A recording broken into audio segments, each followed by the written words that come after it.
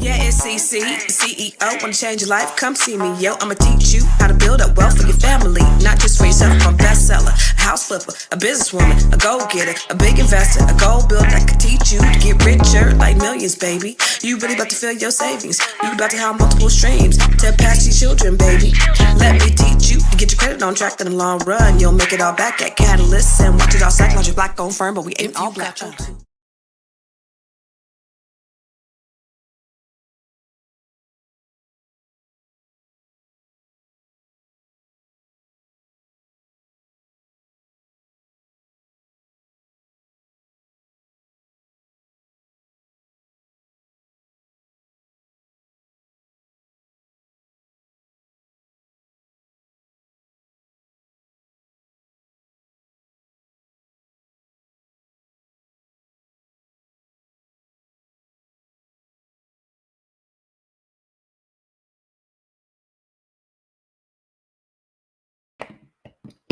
I'm here. Y'all here? Y'all see me? Okay. I was on pause. Okay, I'm back.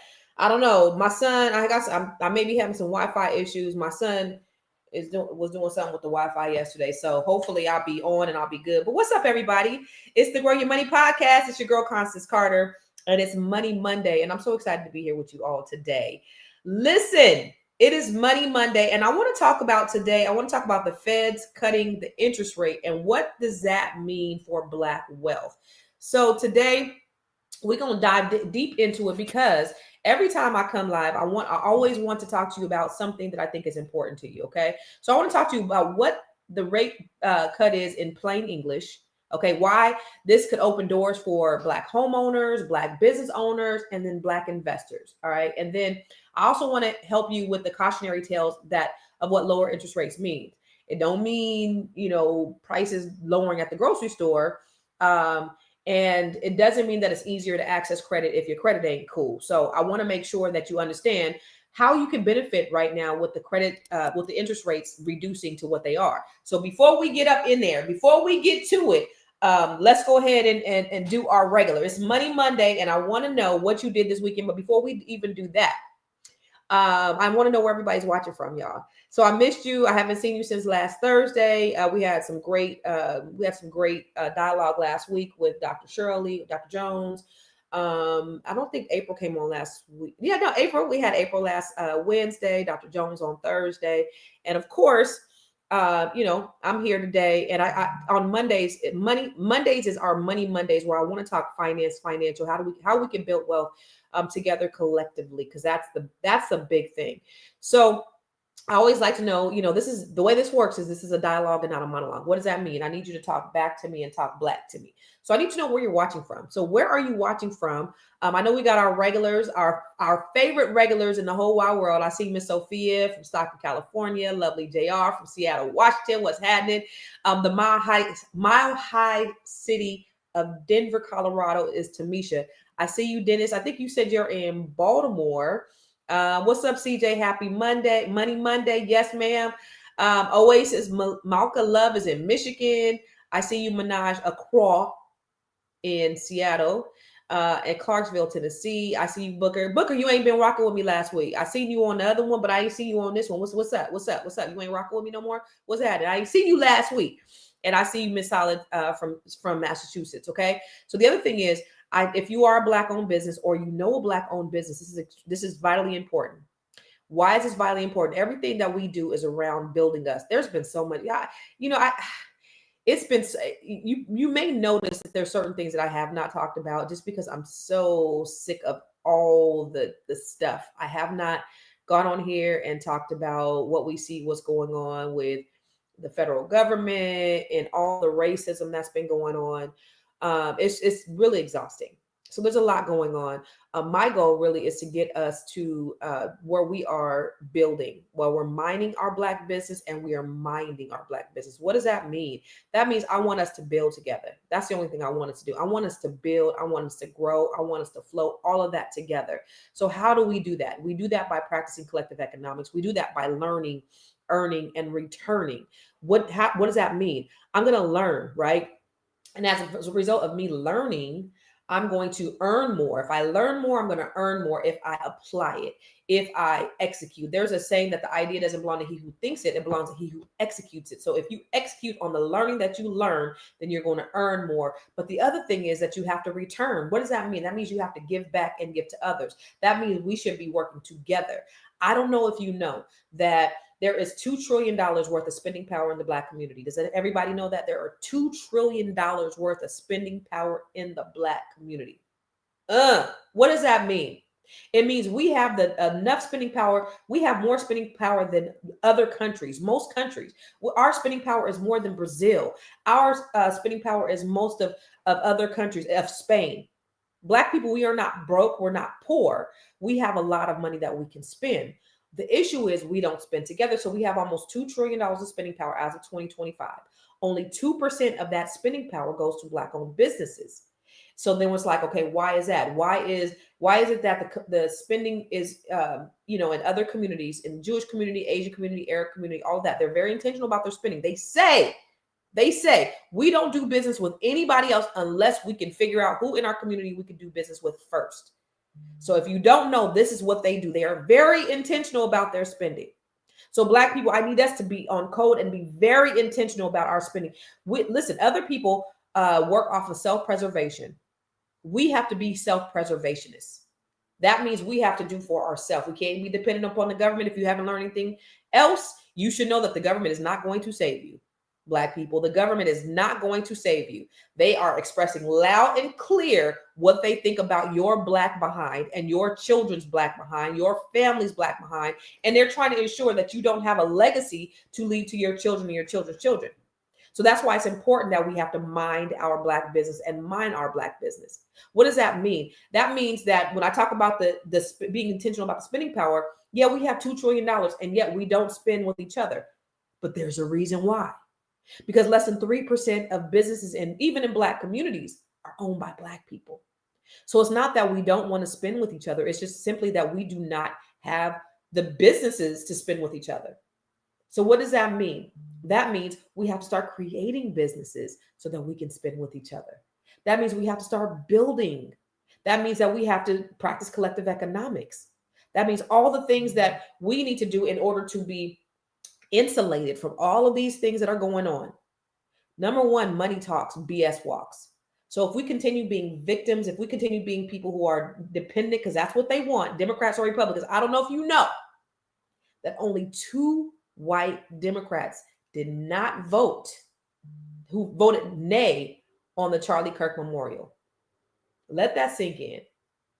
All these so-called liberals who you think got your back, who you think want the best of you, they also voted to memorialize, have a day to memorialize a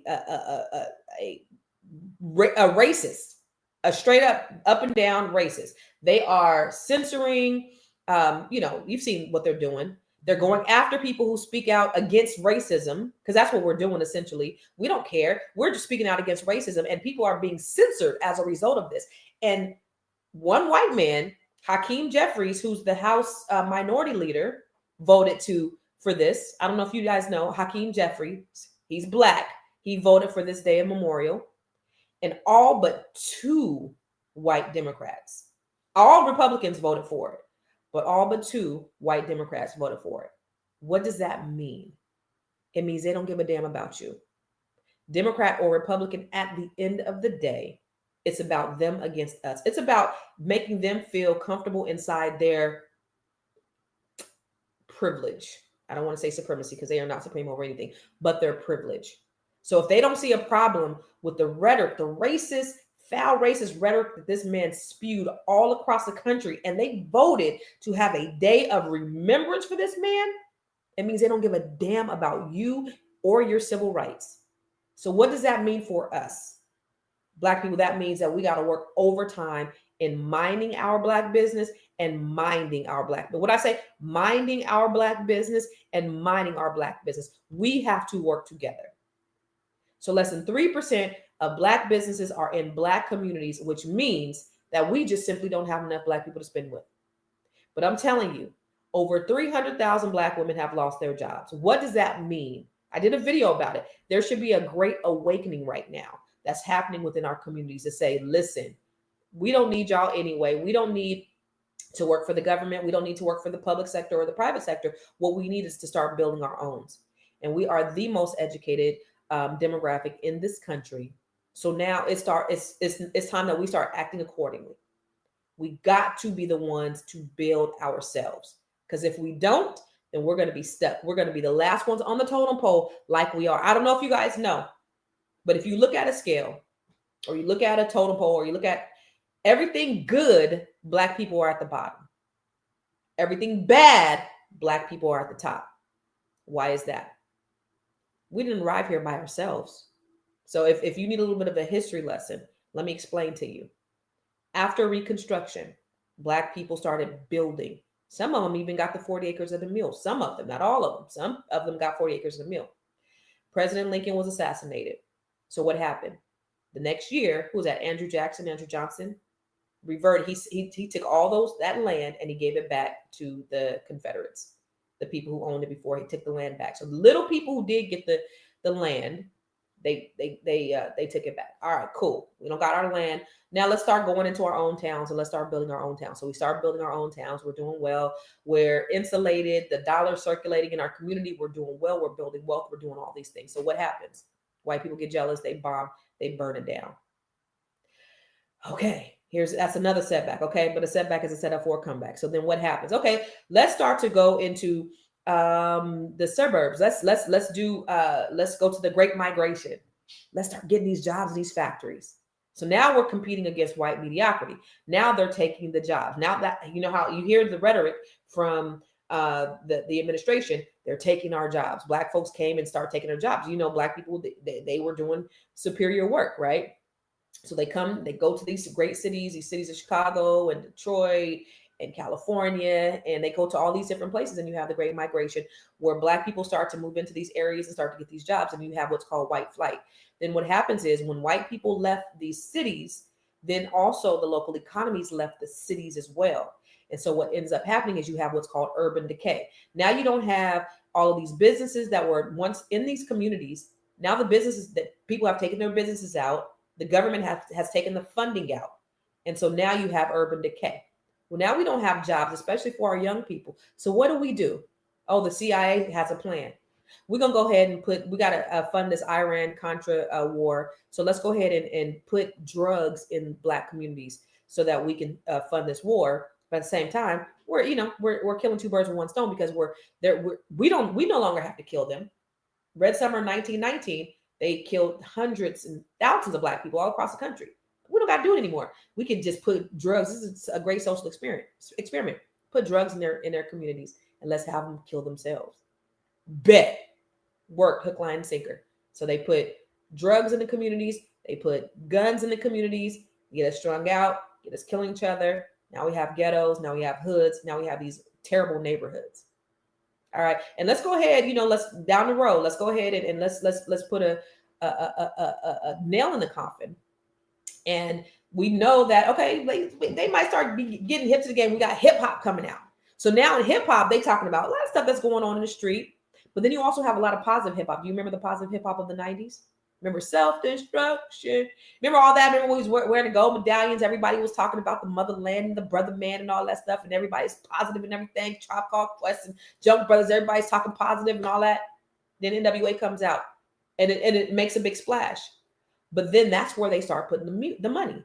They start putting the money behind the gangster rap.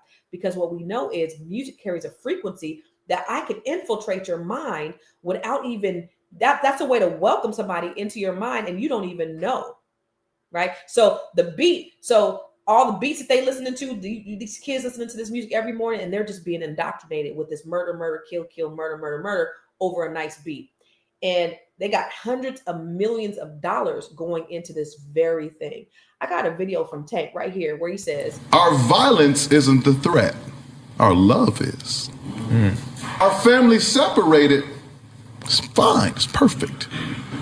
The man staying with his family and raising his kids and pouring into his woman. That's the threat.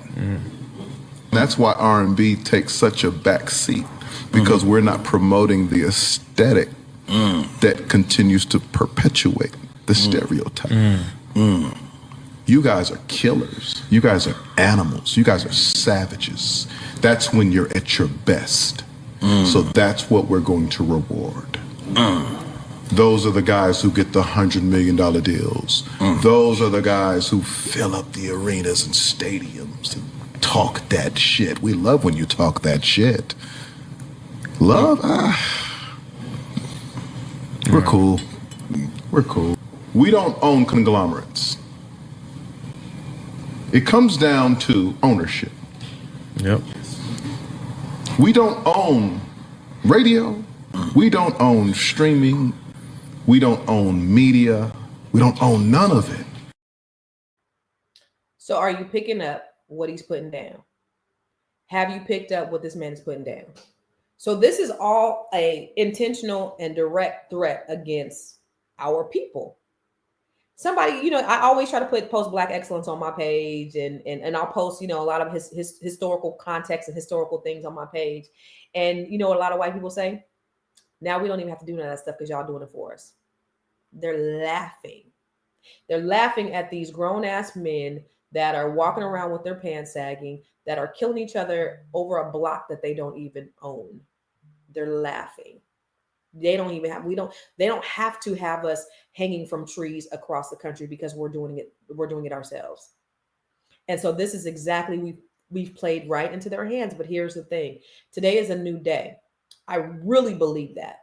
I believe that we have been brainwashed over the last 50 years. It's real. We have been brainwashed over the last 50 years to think that these people gave a damn about us, to think that the Civil Rights Bill and all these, you notice that they were quiet for 50 years. All of these ratchet, wretched, racist people were quiet. But I was looking at some interviews with a lot of the students who were listening to Charlie Kirk, and they were saying, he was saying things that I always wanted to say. I couldn't articulate it. He was speaking the language and the words of a good portion of white America that they've been feeling for so long, but it has not been politically correct to say it. And yet we believed that this is a colorblind society. Oh, Black people, you guys are always using the race card. Oh, everything is equal. We've had a Black president. This is what they tell us. But in reality, these are the conversations that they were having behind closed doors. Now we just got to peek inside and see exactly what it was. And so what do we do as a result? We can't get mad at them. I'm not going to waste no energy being mad at nobody. What we have to do is we got to get our shit together. What we got to do is we have to get our business together. What we have to do is we have to mind our Black business and mind our Black business. What does that mean? That means we have to work together collectively as a collective unit. And I will say this every single day that I come online. I don't care if you've heard this 1,000 times from me. It needs to be said 1,000 more times. Okay. Black people, we have to wake up. We got to get out of this brainwashed mentality that, listen, we've adopted it. So now it's on us. They've introduced it. We've adopted it. So now it's on us. We've sold ourselves this lie that we can't do certain things, that Black people don't offer quality, that Black people don't do good business. Listen, we know that we do good business. We know in the early 1900s when there were Black cities and thriving towns all over the country, that we know that we can do Black business. You remember we were fighting, our people were fighting to sit at lunch counters and fighting for integration. And when they finally sat down on them and they finally got that lunch, it was like, we was fighting for this nasty ass shit. We thought that the white man's ice was colder. That's what Malcolm X said. And in reality, we do quality things ourselves. So while I'm not telling you to segregate yourself, people, you can do business with whoever you want to. All I'm saying is, number one, we need to start owning more Black businesses. Number two, we have to start supporting Black-owned businesses. Collective economics is paramount to the survival of our community.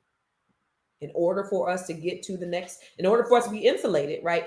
The Asian population, I don't know if you know, the Asian population, they have the lowest voter turnout, but they are the most insulated from these policies. That's why you seen as soon as Biden got in, he did the Asian hate bill. Now we've been getting hated on and lynched and all of that for years. It took 100 years to have the anti-lynching, to craft the anti-lynching legislation. Asians ain't voting like we voting, but yet they get an Asian hate bill. Right. So I think also another thing that pisses me off, because what they've done is they've watered down our civil rights by adding everybody else to our fight. Now, I don't got nothing against no gays. I don't got nothing against no trans. I don't got nothing against no Asians or nobody else. But I tell you what, their fight is not our fight. So when you lump us all together, then it weakens our stance and our fight. So we have to stop inviting everybody to the party. We got to stop inviting everybody to the party. Everybody else's fight ain't our fight. We got a big enough fight on our own. So everybody together know there's some stuff that they have that don't have nothing to do with us. You cannot tell somebody is gay by just looking at them. I'm sorry, unless they're walking around and doing extra shit that shows that they are. But you really can't tell unless they tell you that I'm sleeping with somebody of the same sex. Has nothing to do with that. I can't walk in a room and people not notice that I'm Black. I can't send my resume, and if I have an ethnic name, 80% of the ethnic, they train people to discard resumes with people with ethnic names.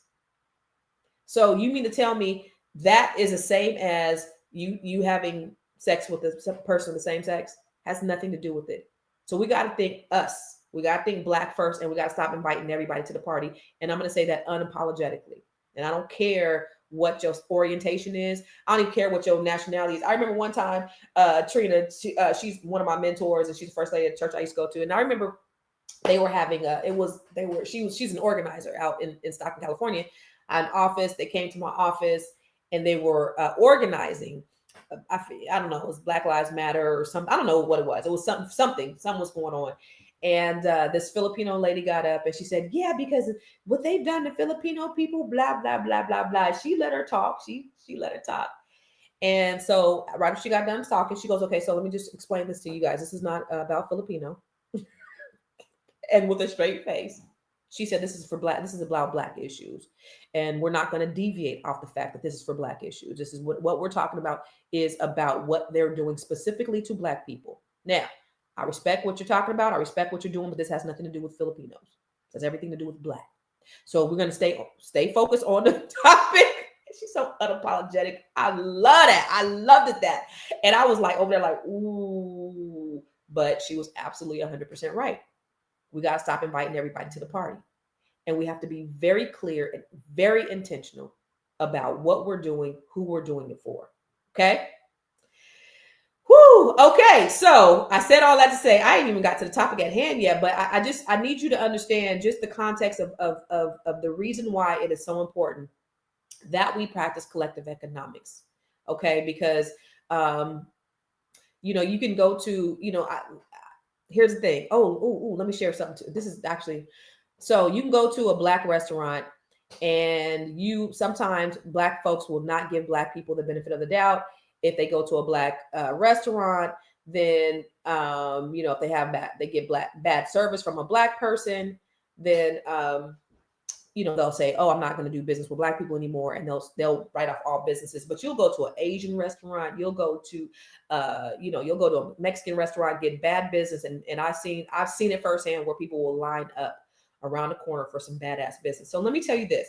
Last night, my daughter, pissed me off. My daughter calls me and I didn't even know at the time she was crying. She didn't even tell me this. She calls me. She's like, Mom, I just had this really terrible experience. I'm gonna let you hear it. She had this really terrible experience with at an Asian restaurant. She went to go get some pho. My kids love pho. And she had this really terrible experience. And so I did a video on it last night. But I want you to see, because this is how they treat us a lot of times when we go to their places of business. Watch this. Y'all, I am pissed.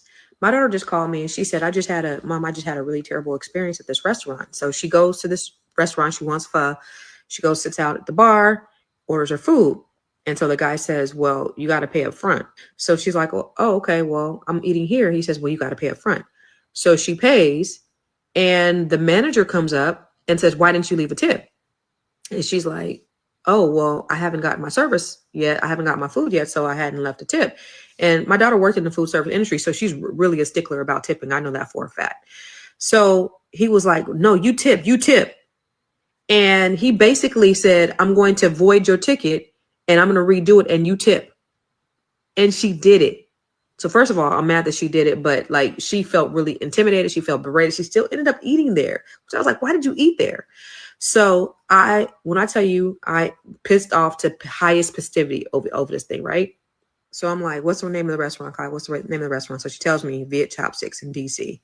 So when I tell you, I called them and cursed their asses out and told him that I was going to be posting it on social media. Like, you don't do that. You don't make, he's like, when was she here? She just left, motherfucker. Do you do this to everybody? She looks like she didn't have no makeup on. So she probably looks like she's like 15, 16, maybe 17 years old. So, and she don't know no better. If it was me, it would have been a whole different conversation. But anyway, I just want to tell y'all that if you're in around Viet Chopsticks, don't go there.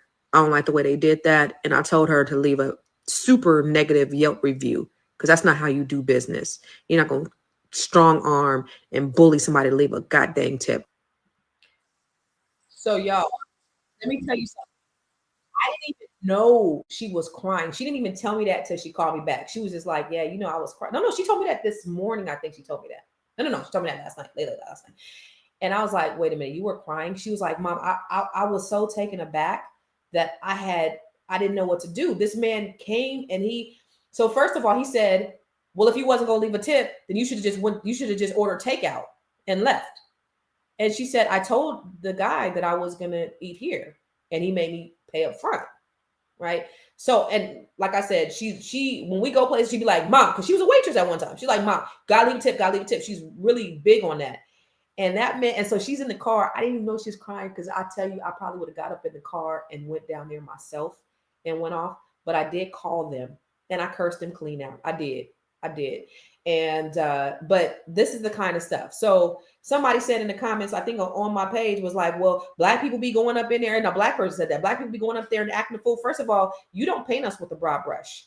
Okay. Just because that black person did something. So are we painting all white people with a serial killer brush? Are we painting all Hispanic people a certain way? Are we painting all Vietnamese and Asian people a certain way? Don't do that to us. Just because some black people came and did some things that has nothing to do with me. So this is a place. She's sitting at the bar. They made her pay up front. She's already found that strange, but she's like, "Oh, okay." Sat down, paid, and then she ended up giving them a tip. So I'm hella mad. She was like, "Mom, I gave him the lowest tip I can give him. I only gave him $4. You shouldn't have gave him shit." But she did. And she said she was scared. My daughter was really in fear and she was taken aback. And so my thing is, everybody talking about, "I would have did this, I would have did that." I know for a fact what I would have done as a grown ass woman, but a lot of people, you don't know what you would do until you're in that situation. And sometimes you got to live and you got to learn. She's a young adult. But that type of thing. So these are the things. So if that would have happened in a black restaurant, black people would have swore, a lot of black people, I'm not going to paint us with a broad brush, but just a lot of times we don't give ourselves the same fair chance. I've been in restaurants, in Chinese restaurants, where the bathrooms are disgusting or the customer service is not great, and they will still have lines wrapped around the corner. But then you go to a black person, and if they have anything remotely like that, you say, "Oh, that's why I don't do business with black people, or I'm never going to go back to a black-owned restaurant anymore," which is not fair.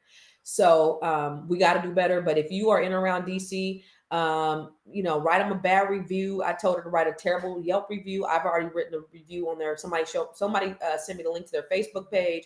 I wrote a review on their Facebook page and I posted it. So it's got a few thousand, a couple of hundred shares or something like that. So just make sure that people understand that you cannot treat people like that. So I was like, yeah, y'all didn't mess with the wrong one, because I don't play when it comes to my children. That I don't. So, but we got to do better as black people. That's why we have to have our own restaurants, good quality service, spend money with people who respect you, do business with good people who respect you. And Black folks, we just have to start creating more businesses. And that's what the good thing about these interest rates coming down, because it does lend to opportunities for us to get into businesses and to get business credit and things like that with better interest rates. But before that, I do want to show you. Let me show you my daughter. And my daughter and I have a podcast called Not One of Your Little Friends podcast. So my daughter came up with this concept, this Not One of Your Little Friends podcast concept, because her and I are really, really close. And we have really great conversations. And so she decided, she put the whole thing together. And I'm like, I'm the talent. Where do I stand? Where's my marker? What are my lines? Tell me where I show up. But she's the one that put this together. And so we just sit down and have really great conversations. And I tell you what, my daughter has been my saving grace. When I go through things, she knows everything. Like, she knows me inside and out. And so it's good to have somebody that I can have somebody to talk to now that she's an adult. And then it's good that she has somebody that she can talk to about anything. So let me just show you a little bit about this podcast. And if you guys could subscribe to that channel, that would be so awesome. It's called Not One of Your Little Friends podcast. Hold on. Let me just show you a little clip from the podcast. Hold on. Share screen. Let's see. Which one do I got up?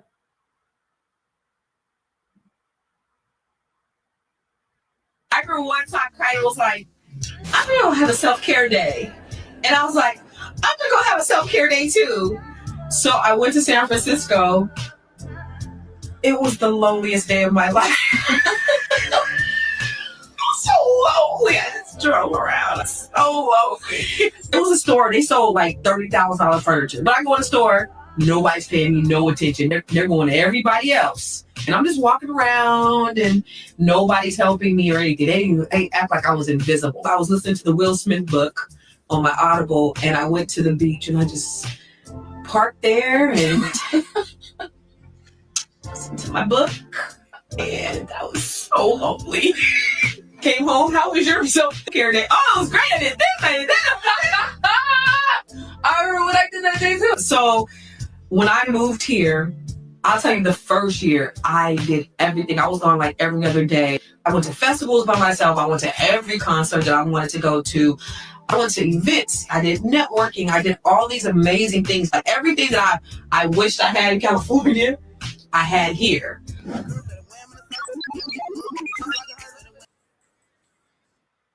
So that's our better and easier.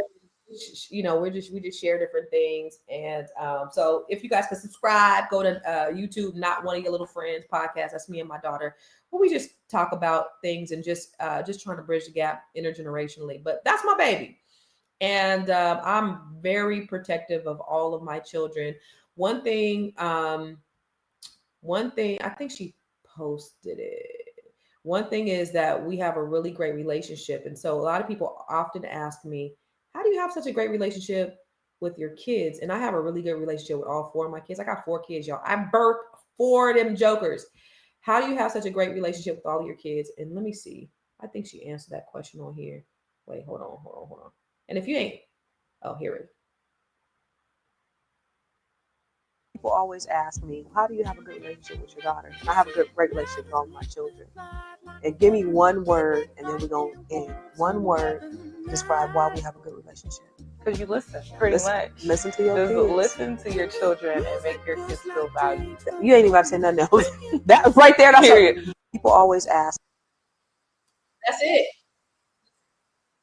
The reason why I have a good relationship with all 4 of my kids is because they can talk to me, and I create a safe space for them to be able to talk to me without judgment. As they're growing into adults, then I go from telling them what to do to advising them. So I don't tell my adult children what to do, because at the end of the day, they got to make their own decisions unless it affects me in one way or the other. See, my mom, I love my mama to death. I'm almost 50. She still tries to tell me what to do.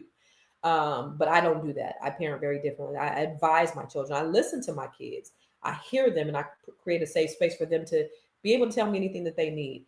And that could be also something that I don't really want to do all the time anyway. But it's been really great. And so that's with me and all my kids. Warren, come here. Real quick. My oldest son just came in here. Come here real quick. This is my baby. He's here from he came out here. Come here, son. That's my baby. It's what's up, babe? How are you? Good. How are you? I'm good. So my baby, here, come down to the camera. So my son just came down here for the Howard versus Hampton game. He goes to Hampton, and he just came down here just to him and his friends spent the night this weekend. But I was just telling him about how we have a great relationship. How I have a great relationship with all of my kids. Yeah, we do. Yeah. Why do you think that is? I think you just you really care for your kids, and you do everything in your power to really provide for this, and really you raise your kids to be strong human beings and be great. Yeah. Thank you, baby. You're welcome. I love you. Love you too. All right, when are you leaving?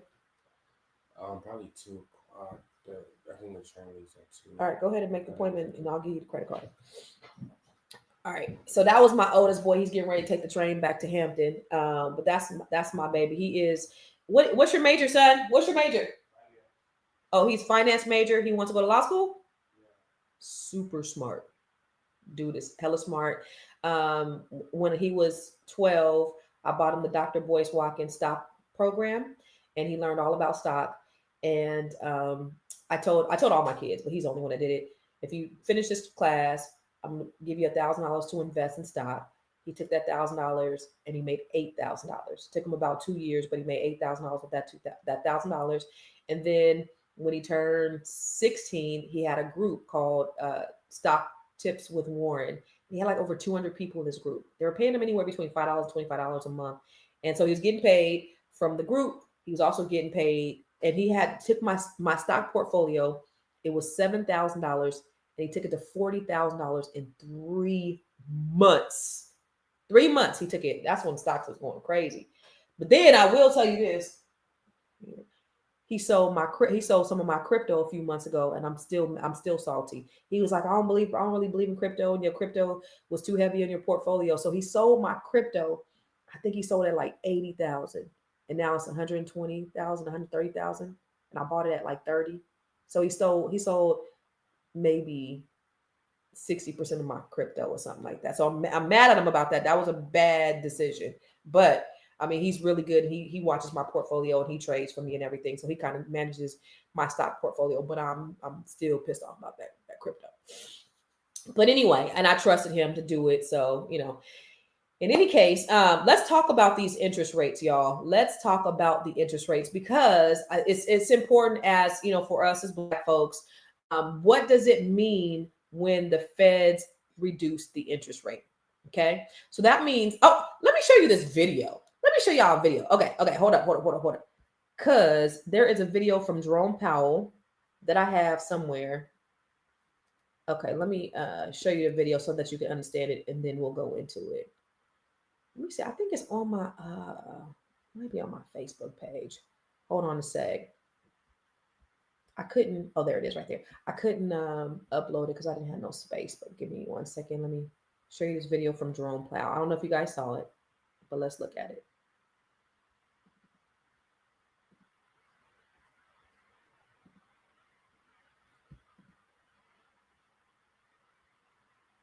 According to the Federal Reserve Chair, Jerome Powell, the Trump administration has been a complete failure.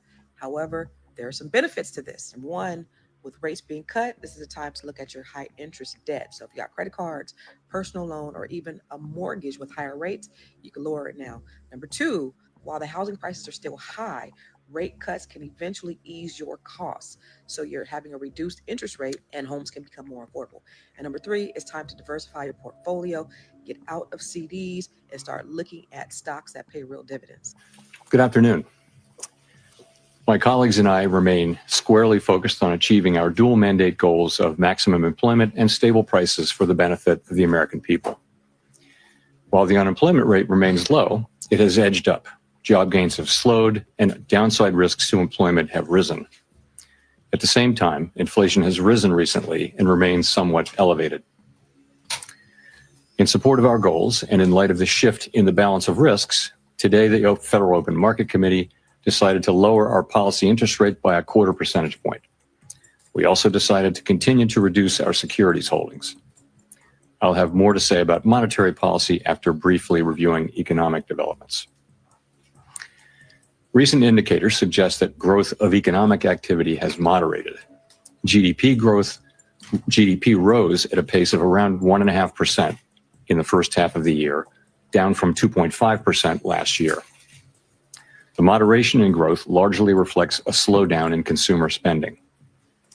In contrast, business investment in equipment and intangibles has picked up from last year's pace. Activity in the housing sector remains weak. In our summary of economic projections, the median participant projects GDP to rise 1.6% this year and 1.8% next year. According to the Federal Reserve. So in other words, we're still headed into a recession. And Trump has done a horrible job despite all the lies he says. Like, this guy just gets on and lies and lies and lies and lies and lies. And the bizarre thing is that people actually believe the lies he tells, but the numbers are the numbers. And so in order to, inflation is the reason why they typically will increase rates is to stop inflation. Inflation is still going up. But Jerome Powell was actually pressured to reduce the interest rates to go down. So rates went down, but inflation has still gone up. Why? Because we don't have anyone in our administration that understands the economy, obviously. And so that's the reason why he's fighting with the economists. That's Jerome Powell. That's the reason why he's firing all these people. You're firing all these people. You're reducing the services, needed services. And that's not helping the economy. Farmers, my girlfriend and I are looking at buying land in areas where these farmers are losing land. There are farmers that are selling, they have a fire sale on their land because they're losing their businesses. There are opportunities out there. There are true opportunities. And so me and my girl, we're looking, my homegirl, not my girlfriend, my homegirl, me and my homegirl are looking at opportunities to buy some of these farmers' lands because of what's happening with Trump. The tariffs. I mean, this man is truly running this country into the ground. And so as a result, the rates have reduced. But again, interest rates are typically raised to curb inflation, and inflation has not gone down. They want to stop spending. But I don't know if you know that most people are spending. And the way that they're spending is you see credit cards have gone up significantly. People are living on their credit and they're reducing credit. So there's just so many things that's going on right now that we need to be aware of. But the rate, the Federal Reserve rate cut means that they lowered the cost to borrow money. Think of it like this. So when the feds cut the ranks, banks pay less to borrow the money. Then they usually pass those savings on through lower interest rates on things like credit cards, on your car loans, on mortgages, and on business loans. The goal is to make it cheaper for the borrower so people will spend more and businesses grow and jobs are created. But on the flip side of that, it also means savers earn less because interest rates on savings accounts and CDs normally drop. Now, if you have a large amount of money in the bank, that's your bad anyway, because banks, the interest rates on banks that banks are giving you for the money that you're putting in the banks is 0.23%. They're taking your money and they're putting it in vehicles that are generating compounded interest. So if you think about this, permanent life insurance policy, and if you are a fan of Prime America, then you don't believe in this. But I totally believe in this because I put my money in vehicles that generate compound interest through IULs, through permanent life insurance.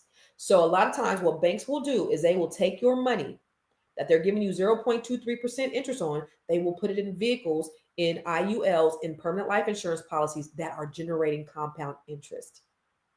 That compound interest is generated at 7 to 8%, and it's not predicated by the economy. So when the interest rates go up and down, your money that's in this permanent life insurance policy is not being affected. For example, I put a few $100,000 in a permanent life insurance policy, took some money out to put down on my house. So the money that I put in there, the original money that I put in there, I'm still getting interest on the original amount, even though I borrowed money from myself to put down on an asset. I'm still getting interest on the original amount. So if I put $300,000 in there and I took $200,000 out, I only have $100,000 in there, but I'm generating interest on $300,000. That's how that works. That's the eighth wonder of the world. Einstein said compound interest is the eighth wonder of the world. Those who know about it earn from it. Those who don't, pay it. We all pay compound interest when we're looking at our taxes. If you pay an income, if you're paying taxes, when they put those penalties, that's compounded. When you have a credit card, that's compounded interest. When you have a mortgage, that's compound interest. So you are going to pay in one way or another. You're going to pay compound interest, but how you pay that is going to determine how much you pay it. Also, how you earn from it. Where's your money? So if you have your money in a vehicle that's shielded by whatever the interest rates are, so when the rates go up or down, if you have your money in an IUL or you have your money in a permanent life insurance policy, it's not going to move. It's not going to shift. So people lost, I think the average person between the age of 40 and 50 last year lost about $50,000 in their 401k.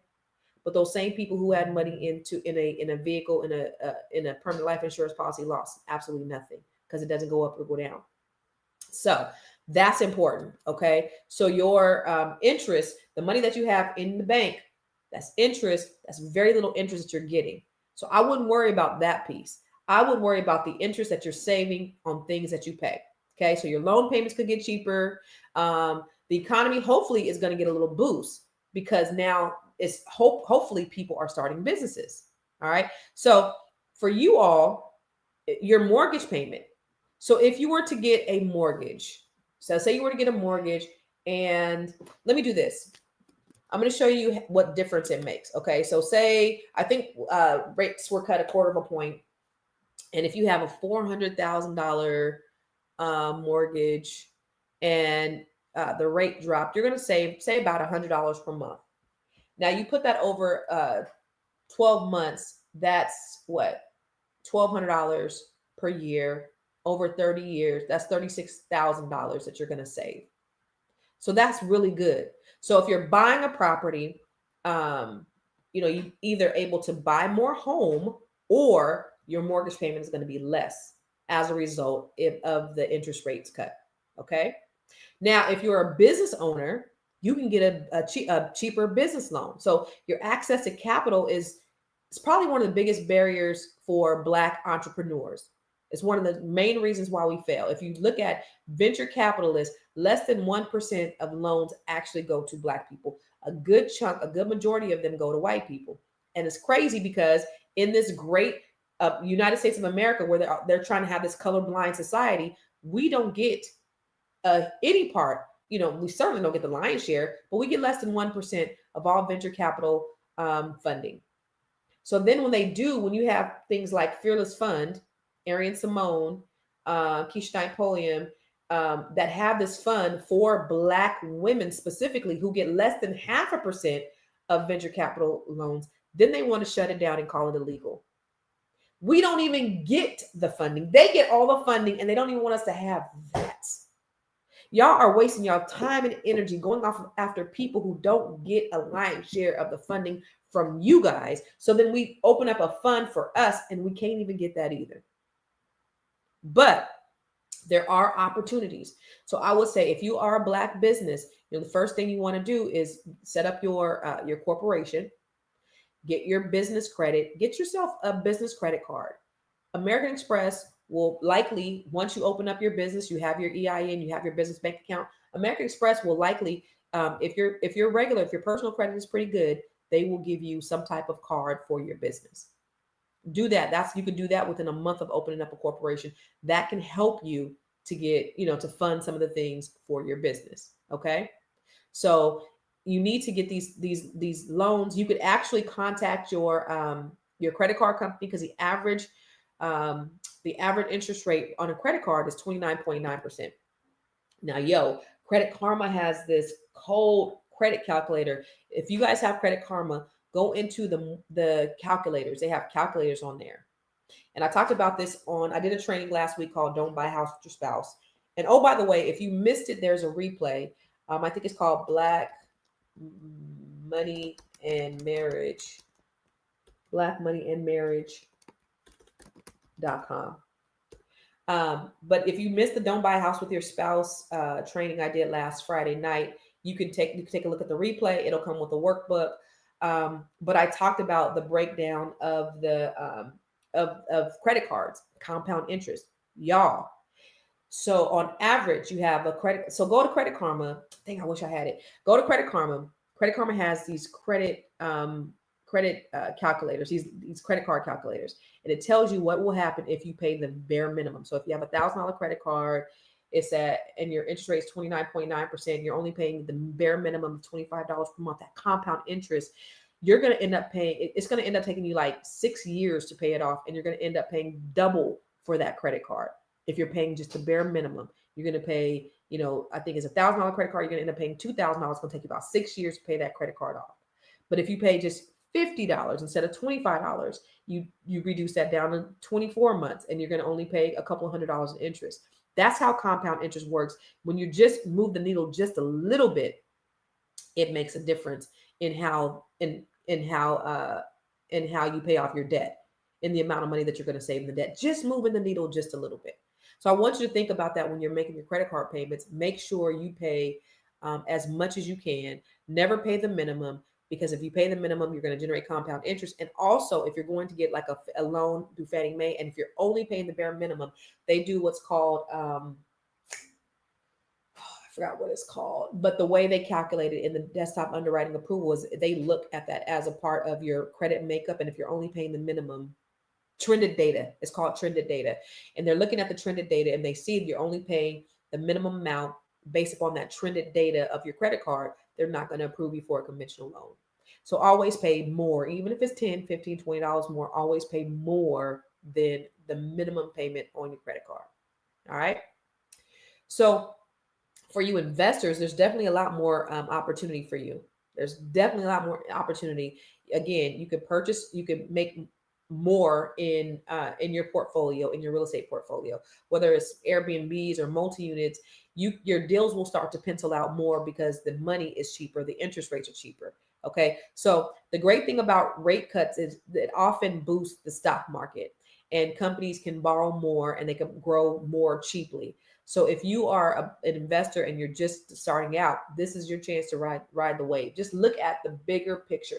Stop looking at the doom and gloom of what's going on in this country. It's time to start taking risks, Black people.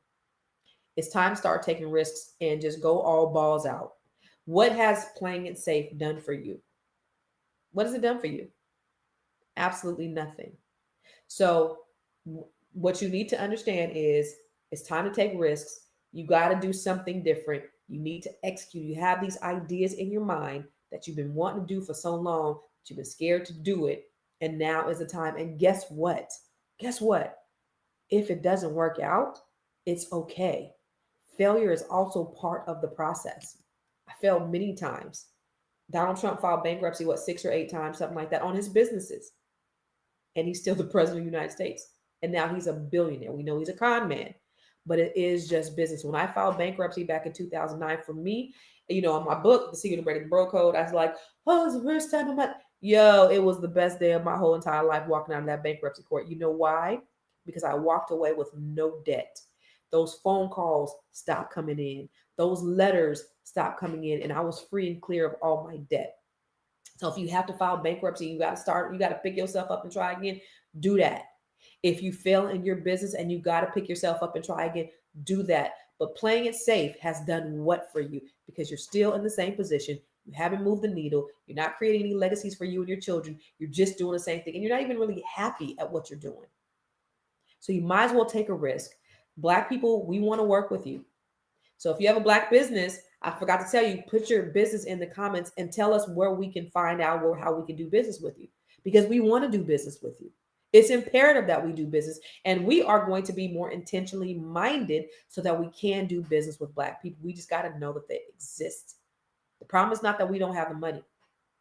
I seen something where they said Jasmine Crockett was cosplaying. Well, she wasn't really Black because she went to private school and she went to Ivy League college. So basically, they're trying to gaslight you. These white politicians are trying to gaslight you, Black people, to make you think that the only association with being Black is struggle, when we know that's not the case. Don't let them continue to write our story in that we are just about struggle. We're not. We're about access, we're about prosperity, and we're about abundance. And we have to start thinking abundant minded. There are opportunities out there. That's the reason why I do what I do with all the things that I do. So as a result, I don't know if you know, this is your first time watching me. Maybe you don't know who I am, but I built the largest Black-owned real estate firm in California, Catalyst Real Estate Professionals.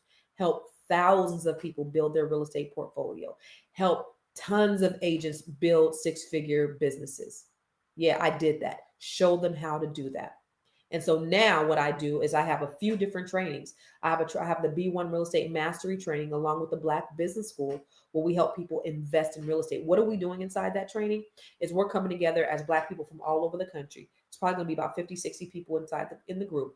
Now you have 50 or 60 people that you can decide if you want to do business with those people, where we can come together and develop land in different areas where we can invest in property, or you could do it singularly. I'm going to show you how to invest in multi-units, but more importantly, I'm going to show you how to build sustainable businesses, because I can show you how to buy an apartment complex and a multi-unit and get financing and funding. But how do you build a sustainable business that you can pass out to your children and children's children?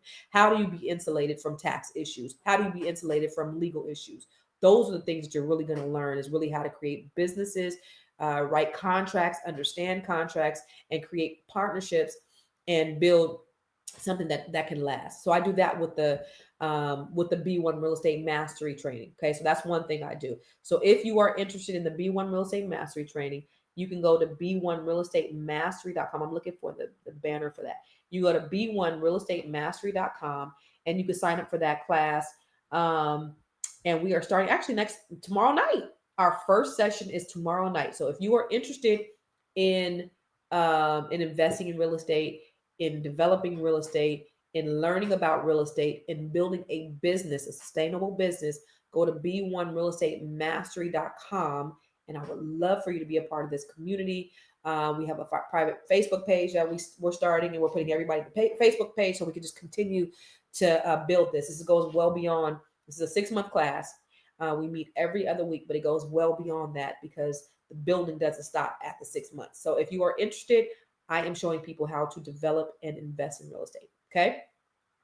I also do something for Black women. It's called the Net 7 Collective. So if you are a Black woman or you know a Black woman, have them schedule a meeting with me. They can go to net7bbs.com or they can go to constancecarter.com and all the information is on there. But if you don't know anything about the Net 7 Collective, it was birthed out of me trying to figure out what I wanted to do in this next iteration of my life. I built this great company. I moved abruptly to the East Coast. And, I took 2 years off of real estate. I built this great empire and I was just like burnt out. What do I want to do? I want to help Black people. And so this is how this came. I never thought I'd be starting over.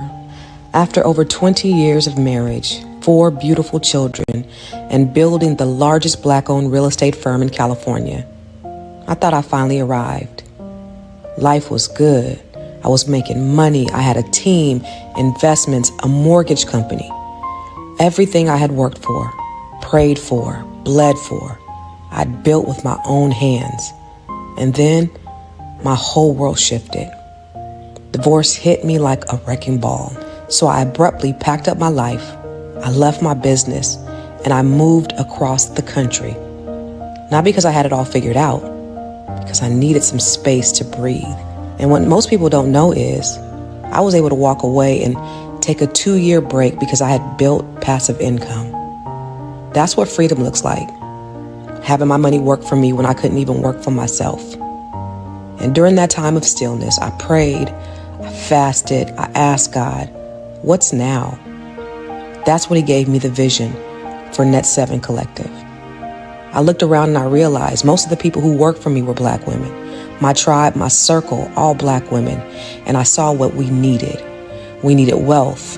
We needed healing. We needed options. We needed each other. I wanted to empower women who looked like me, who had given their all to everybody else, to finally pour into themselves, to build businesses, to invest, to write books, to own something. And baby, they did. Over 80 women all across the country and even globally had increased their net worth They grew new income streams and they stepped into their power that they didn't even know that they had. But beyond the money, they found sisterhood. And now we're building Net 7 Nation because this movement is bigger than just a cohort. This is grassroots. This is legacy.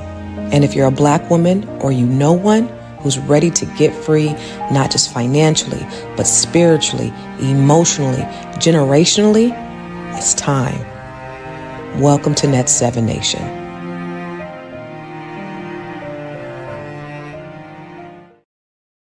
So this is something that we have women from over 20 countries that have joined the movement of being a part of something bigger than us. And so Net 7 Nation is our local chapters all over the country that we are doing to just really help Black women build seven-figure net worths. And when I talk about Black women, that's my mission. That's my cause. That's my goal. I'm not negating Black men. We need each other. So this is my contribution to closing the wealth gap with Black women, but it doesn't mean that it's not for Black men. It's for our Black families. There's an African proverb that says, when you teach a man, you teach an individual, but when you teach a woman, you teach a nation. And so this is to build nations through our Black women. Doesn't mean, again, we're working together, Black people. So if you are a Black woman, you know a Black woman, and they want to be a part of the nation, go to net7nation.com. I'm really excited. We had our first kickoff meeting this month in September 2nd. And so our chapters are starting really in October, which if you want to be a part of it, go to net7nation.com. That's the local chapters. Now, I also do a inner circle that I coach every week.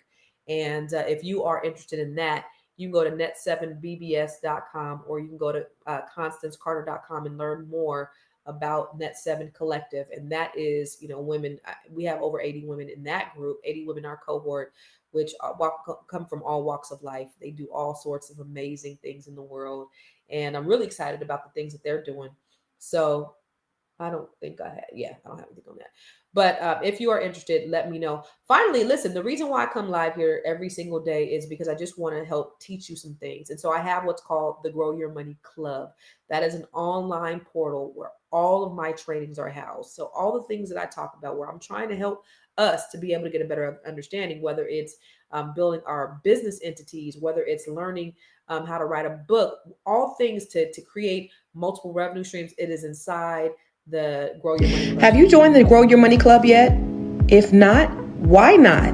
The Grow Your Money Club is a comprehensive program designed to take you through the complete wealth building journey.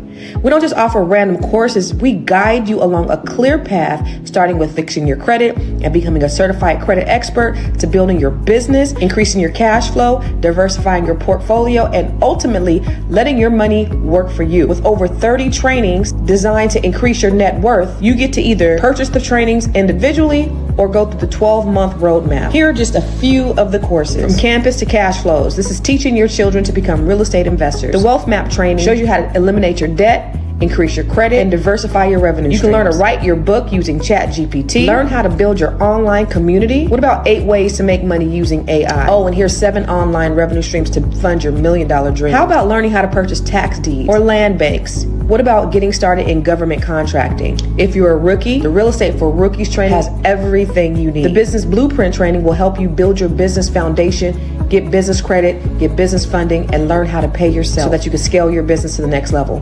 Or perhaps you want to create jaw-dropping video content using CapCut, Midjourney, and ChatGPT. There are so many trainings and master classes within the Grow Your Money Club, and I also drop 1 new training per month. You do not want to miss out on this opportunity to invest in yourself, because guess what? You are your biggest commodity. You are your biggest investment. Join the Grow Your Money Club today. So, ladies and gentlemen, that's why I come here is, I see problems and I always try to offer solutions to everyone. And so many solutions, whatever you want to choose, you want to get your credit right so that you can start investing, go to the Grow Your Money Club. If you're a Black woman and you need support, you need family, you need community, you need accountability, Net 7 Collective or Net 7 Nation. If you want to start investing in real estate, you want to start developing real estate, B1 Real Estate Mastery. So listen, you want to start building wealth. There's one way that you can work with me, any of these ways. And so I've dedicated my life really to helping people that look like you. So I appreciate you guys coming on here. I'll be back on Wednesday, probably with April, talking about whatever we talk about.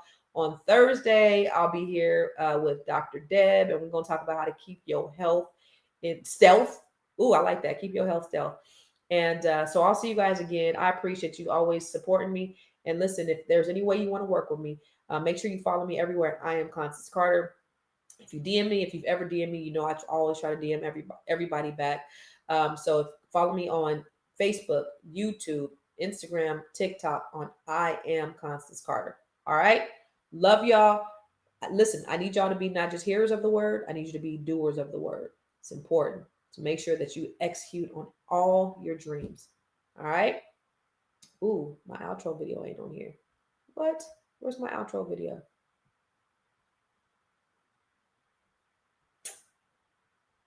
There it is.